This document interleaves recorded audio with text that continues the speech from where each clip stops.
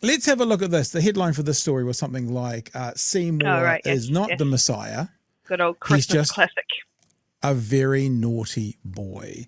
Lots of conversation going around Parliament at the moment. Lots of people talking, lots of chins wagging about who is really in charge. Pressure is mounting on the Prime Minister and on Parliament's Speaker to reprimand ACT leader David Seymour. He's accused the Prime Minister of making ill-advised comments and tried to drive a car up Parliament's steps despite being told it wasn't allowed. All this comes up. This is interesting as well because yesterday, this is the thing, right? How do we grade him? Because yesterday he was like, whoa, I didn't know that. I didn't know the Speaker had ruled. Horseshit. Dead lie. Absolute lie. They show in this video twice he has told the speakers he's not allowed to go up. So what you saw yesterday, utter bullshit. After a One News Varian poll showing the coalition's support trailing that of the centre-left opposition bloc. Political editor Mikey Sherman has today's developments. Government MPs putting on a brave face today. Minister, how are you feeling after last night's poll result? Oh, very fine. Everything's fine. Wasn't believable, Mr. Goldsmith. You need to practice that one. You knew they were going to ask you. You could have done it in the mirror a few times. That wasn't that believable. A poll's a poll, He's man. an arrogant prick. We already know.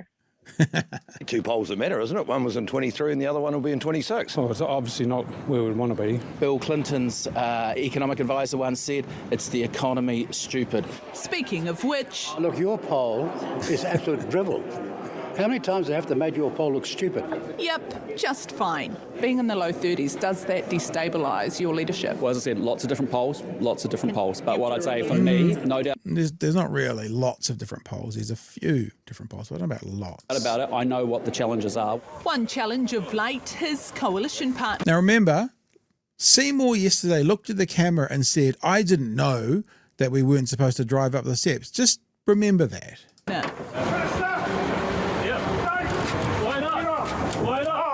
David Seymour's attitude towards authority. The Speaker has said no. Under scrutiny. Mr. Seymour has sent me a letter about the matter in which he says, quote, please accept my apologies. Labor questioning whether Seymour knew he wasn't allowed to drive up Parliament steps. Well, clearly there'd be a need for considerable investigation along those lines. One News investigated and found organisers told Seymour not once, we've been told to keep off the steps, but twice. We've been told by security that we cannot go on the steps. So he was told, and then within 5 minutes he was going, I didn't know.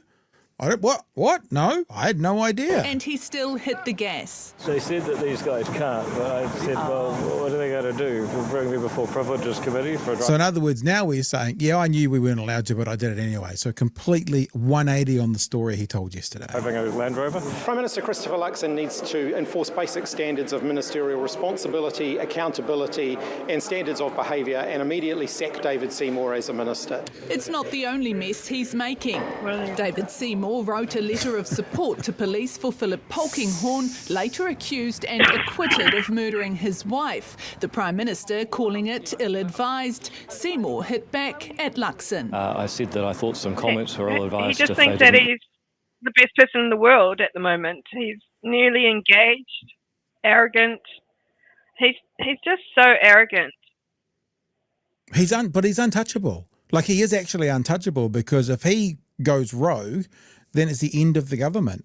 I mean, maybe I don't want to, these words will throw up in the back of my mouth just a little bit saying this out loud, but maybe Mr. Peters is actually the adult in the room. Oh, that felt strange saying that out loud. Oh.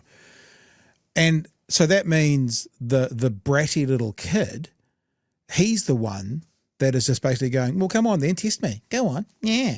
And he's doing whatever he wants.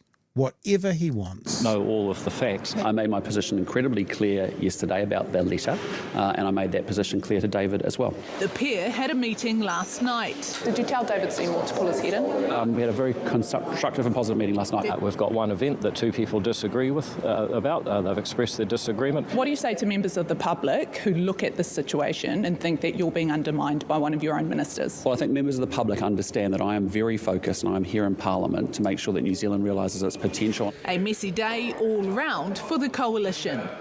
All right, let's bring in our political editor live. Mikey, not a great day for the coalition. What is your take on it? Kia ora tātou. Well, look, I just got off the phone with the Speaker Gerry Brownlee a couple of minutes ago in regards to the One News footage, which clearly shows that David Seymour knew that he wasn't allowed to drive up the steps of Parliament. The Speaker told me, quote, that he was considering it and that he would discuss it with the Office of the Clerk staff. So what happens with that will remain to be seen. In terms of David Seymour, it was clear today when he was speaking with the media that he largely remains defiant. He did not mention the apology letter to the Speaker, and he barely gave an inch when it came to his disagreement with the Prime Minister. For Christopher Luxon, that is dangerous, particularly given that David Seymour will, in a couple of months, become the new Deputy Prime Minister. Yes. It's clear that David Seymour isn't prepared to take any criticism from Christopher Luxon, nor anyone else for that matter. The problem for the Prime Minister is that it makes his leadership look weak and that he's not in control of his coalition. Yep, it is exactly right what they're saying. What they are saying is his leadership looks weak, and that's exactly why we've got some people on the right moving away from Luxon. That's an example of Luxon losing it from the further right and from the centre, hence his numbers being so very bad.